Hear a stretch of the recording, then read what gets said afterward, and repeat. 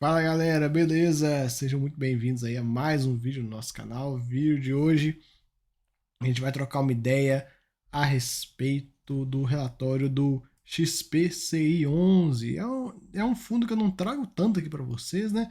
Eu não falo muito dos fundos da XP, que até porque o relatório ele não ajuda muito, né? A gente vê o relatório é meio mais ou menos, mas vamos trazer aí, tem tempo que a gente não fala dele. Bora trocar uma ideia aí. Vamos lá. XPCI, ele começa aí o comentário do gestor falando um pouco da questão de PIB e tudo mais, tirada econômica, nada de novo, não vi nenhum comentário aqui que fosse algo, é, digamos, fora da curva, o padrãozinho. Seguindo aqui um pouco do book de Chris, ele fala que teve algumas aquisições que ele fez, a gente vai conversar disso mais para frente. Eles estão focando em ativos de boa qualidade, tem até um comentário grande que eles fizeram, e foi então um dos motivos que me fez gravar esse vídeo foi justamente esse comentário, porque quem assiste aí todos os vídeos, ou grande parte deles, vê que nos fundos de CRI tem vários gestores fazendo esse mesmo comentário. Parece até que todo mundo copiou um texto e tá só colando nos relatórios, porque tá todo mundo falando basicamente a mesma coisa e é bem curioso isso. Eu acho que é um alerta velado aí que eu acho que a gente, como investidor, tem que entender o que eles estão falando. Ele coloca o seguinte: com o nível atual de juros e inflação da economia, aliado ao cenário de maior volatilidade local e global, a gestão entende que portfólios de mais baixo risco estão melhor posicionados para atravessar o cenário atual. E com retorno é um investidor bastante interessante. Uma vez que a taxa Selic termina o ciclo atual no patamar próximo a 13, e a inflação seguindo pressionar, eu já descarto essa parte. Até então, parece que vai começar a arrefecer aí. Claro, lembrando que do mês passado que veio, quando eu falo mês passado, foi em maio, né? Que veio 0,5. Se nesse mês de junho também viesse 0,5, que ainda não é 6% ao ano, ainda é um pouquinho puxado, mas em comparação com a gente teve nos últimos 2 anos aí, tá bem controlado, tá bem mais calmo. Enfim, qual que é o ponto? Ele coloca o seguinte: balanços e estruturas mais alavancadas tendem a sofrer uma deterioração mais rápida, com empresas tendo maiores dificuldades de repasse de preços e tudo mais. Dessa forma, a gestão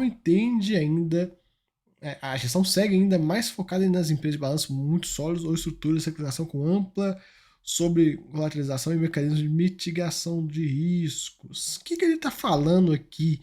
Ele está trazendo para a gente o seguinte: ó, a gente está focando em operações mais seguras, mais tranquilas, porque essa turma que está pegando, essa turma de operações mais arriscadas aí, esse negócio quando começar a ficar ruim, vai ficar ruim com força, vai ficar ruim rápido. Então fiquem atentos. É isso que ele está falando. E vocês podem até deixar nos comentários aí. Tem vários gestores falando isso. Tem vários. Então eu estou pegando esses recortes. Depois eu vou até ver se eu posso ver se eu faço um vídeo com recortes desses parágrafos e colocar tudo junto. Tipo, relatório XPCI, tal fundo, tal fundo, tal fundo, tal fundo. A gente faz um combinadão para ver quantos gestores estão falando disso e fazendo essa leitura. Eu acho bem interessante. Eu acho que é o momento de nós, investidores, pararmos, olhar nossa carteira e falar: cara, o que a gente tem de segurança aqui? Tem o fundo A, o B e o C. O que a gente tem aqui que não é segurança? A gente já sabe que é uma operação mais high yield, é uma operação mais puxada. Vamos olhar essas operações de perto? Tá, pega esse fundo e olha. Esse fundo aqui, o gestor está comentando alguma coisa de risco, mas de uma deterioração dos devedores dele. Ele está trazendo algum acompanhamento disso para a gente? Ele está fazendo alguma reciclagem de carteira? Ele está fazendo alguma coisa ou ele está parado como se nada tivesse acontecendo? Eu acho que esse é um dos pontos principais, porque eu vejo que tem fundos que estão parados no tempo. O, o cenário macro está totalmente diferente de alguns meses atrás e o fundo não mudou nada, a estratégia segue a mesma, eu não vi nenhum ponto de mitigação de risco. Então, é bem curioso. Rendimentos aí de 1,24 e o fundo quitou a alavancagem que ele tinha. Ele tinha uma alavancagem de 10 milhões, que não é nada em relação ao patrimônio líquido dele, nem que preocupar, mas ele pagou 1,24 em relação a esse valor de 96 aqui de patrimonial. Não tá ruim não, hein? Não tá ruim, tá dando um yield legal, tá dando tipo 1,3 ao mês. Legal. Vamos lá. E ele ainda conseguiu fazer uma reservinha aqui pequena, mas fez, né? Nesse mês, no caso. Gerou 1,24, aí pagou 1,22. A gente consegue ver aí. Bem interessante isso. Liquidez dele, pro tamanho que ele tem, não é uma liquidez boa, é um fundo de quase 1 bi, com menos de 1 milhão por dia aí. É curioso isso. E aqui um pouco do portfólio dele. Ele tem CRI, ele tem FII, ele tem caixa, tem até bastante caixa, né? 11%. Aí vamos ver o que ele vai usar esse caixa aí para dar uma levantada nesses rendimentos. Aqui um pouco dos setores dos CRIs, né? A gente consegue ver comercial, residencial, crédito corporativo. No book de fundo imobiliário, ele traz a ideia, são operações mais high grade, middle risk. A gente vai ver o book de fundo imobiliário dele. Cara, tem shopping no meio, é uns negócios que não faz muito sentido. Sinceramente, esse fundo imobiliário que ele tem, beleza, ele tem os recebíveis, mas o que ele tem em shopping não faz sentido algum na estratégia. Tá aí, perdido. Certamente foi para ancorar alguma coisa do XPME lá no passado e tal. Então, difícil, né? Você investir num fundo de CRI.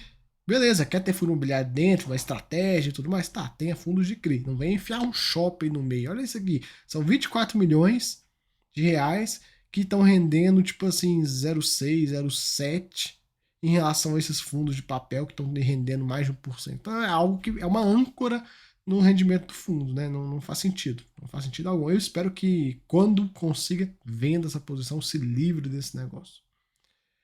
Eles aumentaram a exposição nesse CRI Mateus e compraram esse novo ativo aqui, esse CRI GAP. É uma operação aí de um representante da John Deere. A gente consegue ver aqui. E eles compraram esses outros dois CRIs. Açaí e Vitacom são empresas que a gente já conhece mais. Taxada, primeira é IPCA mais 8,67, uma taxa boa. Segundo, IPCA mais 6,75. Mas é da Açaí, por isso que essa taxa é mais baixa. E esse aqui de CDI mais 4,5 já é uma taxa interessante. Indexadores.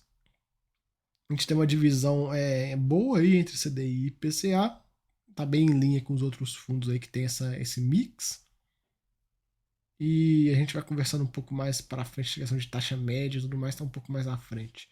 O book de CRI, a gente consegue ver como ele está dividido, né? A gente já comentou disso antes. E que ó, IPCA mais 5,92 está bem ruim, tá bem ruim. Tem aí o Tesouro bateu 6%, eu vi um pessoal mandando nos grupos. Então tá na hora de reciclar essa carteira aqui, hein?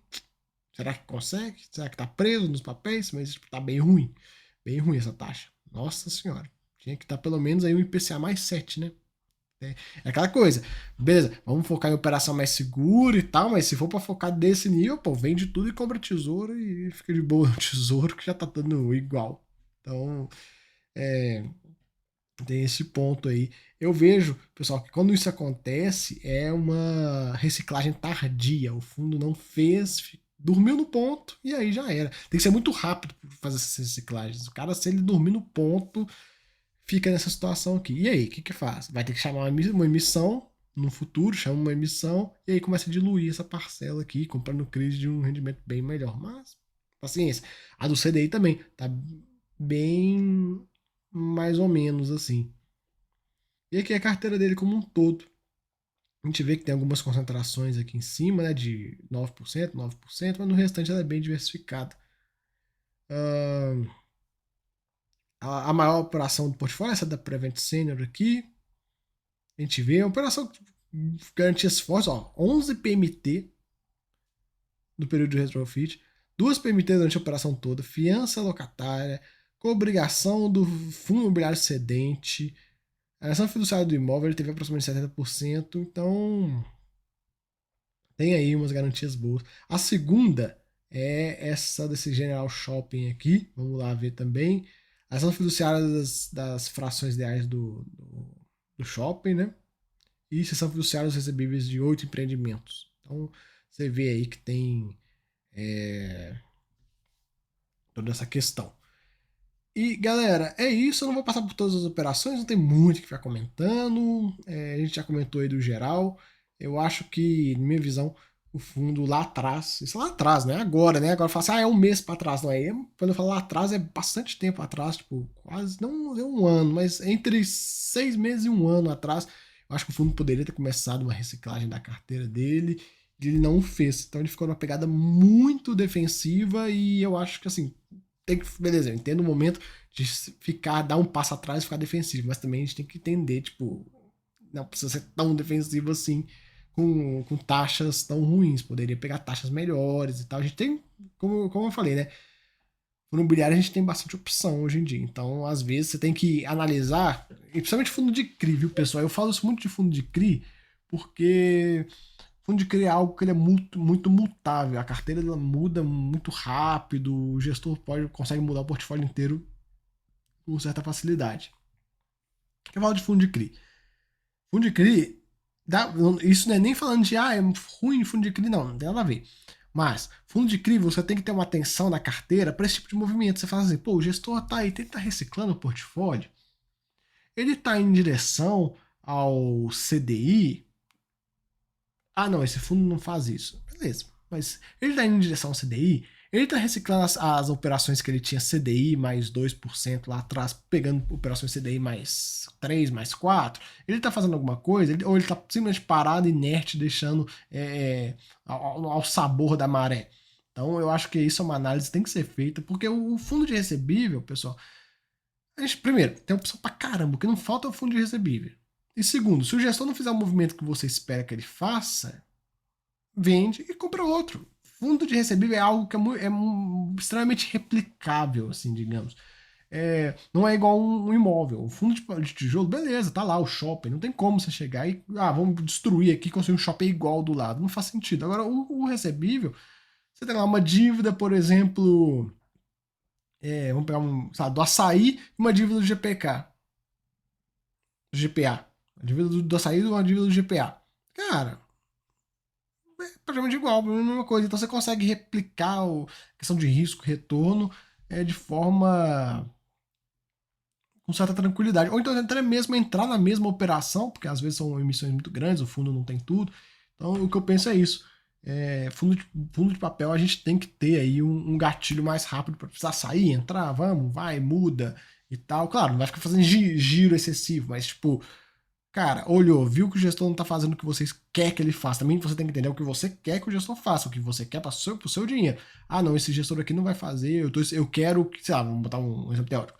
Eu quero que o fundo aumente a participação em CDI e o gestor deixou claro que CDI para ele é só até 30%. Tá, mas eu tenho um fundo aqui que o gestor falou que vai levar até 50%. Pô, troca, troca. Depois, se chegar no momento lá na frente que sinalizarem que vai começar a derrubar a Selic. Aí você já vai querer o quê? Que o gestor venda essas posições e migre para os IPCA, GPM, etc. Aí você já fala, pô, o gestor tá fazendo isso? Ah, não, não tá fazendo. Ah, mas tem esse outro fundo aqui que tá fazendo.